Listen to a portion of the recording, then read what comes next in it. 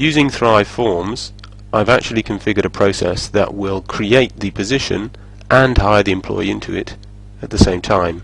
So I'm going to select this process from my list of available configured processes and proceed to the next stage of the roadmap where the form will appear.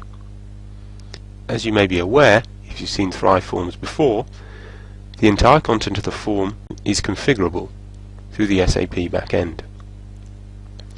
The layout of the form is in a technology called WebDimpro, which is the same technology used in other SAP self-services for human capital management. So you can see the form is composed of a number of sections, and currently I'm filling out the sections detailing the new position. These details, the org unit, the details of the position name and abbreviation, the job it relates to and whether or not it's a chief position, will be used when the position is created. I can also, if I desire, enter a position description. This is a longer text description of the tasks associated with that position. Now when this form is sent, I'm using a simplified process here, so there won't be a workflow approval, although there could have been. The data will be immediately saved into your SAP system. So now I'm proceeding down to enter some of the employee details. You can see I've restricted to a bare minimum here, so I'm recording the employee's name, their date of hiring, the date of birth, and a few basic details of their contract.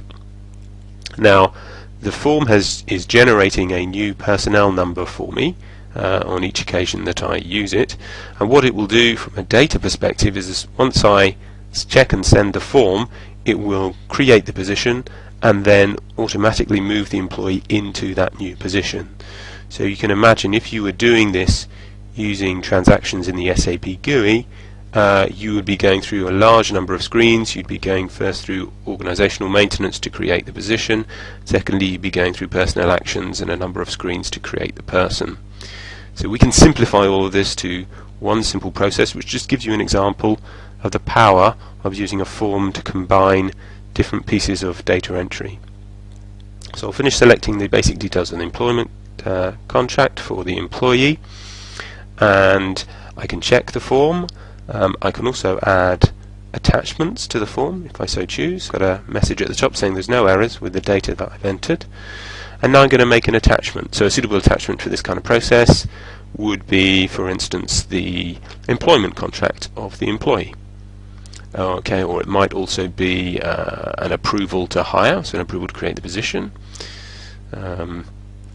Or it could be details from a recruiting system, for instance, a copy of the candidate profile. So you can see the attachments button is now updated. It's got a little 1 in brackets indicating there's one attachment with this process.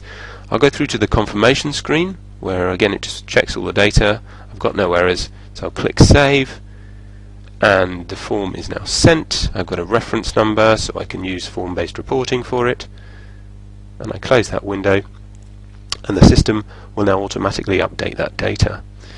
So I'm briefly going to navigate into the Thrive HCM admin console. So this is basically a tool for allowing me to view and maintain employee records, rather like PA30 from the SAP GUI. So I select by name, I could select by number, or I could search by organizational details. There's the new record that it's created, Peter Evans.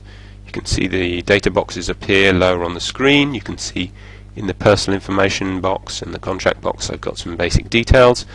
Now obviously the rest of the record could be filled out by an employee in SS, or you could have a longer form than the one that I've shown you. If I go to the organizational tab, here you can see the details of the hiring action that we have just created, of the organizational assignment record, that's info type 1, that's been created. If I want to, I can drill into this record and have a look at the fields and the drop downs and so on. So that brings us to the end of this demonstration, but hopefully I've shown you how easy and rapid it can be to enter multiple pieces of data using a Thrive HCM form.